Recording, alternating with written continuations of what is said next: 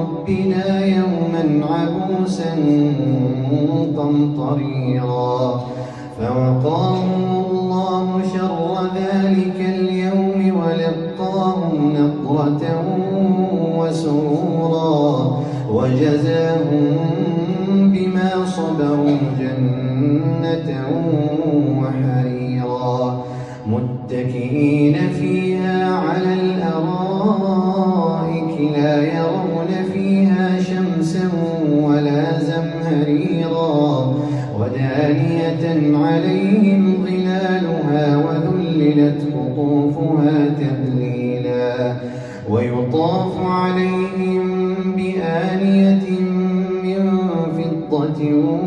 وأكواب كانت قوارير من فضة قدروها تقديرا ويسقون فيها كأسا كان مزاجها زنجبيلا عينا فيها تسمى سلسبيلا.